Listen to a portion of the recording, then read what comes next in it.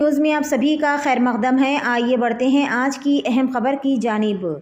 محمد غوث علی doctor Sangareddy Jama Masjid کے صدر محمد شکیل علی کی بھتیجی کی ولیمہ تقریب T S paradise pillar number 238 عطا پور راجندر نگر حیدرآباد میں بڑے ہی شاندار پیمانے پر منعقد کی گئی۔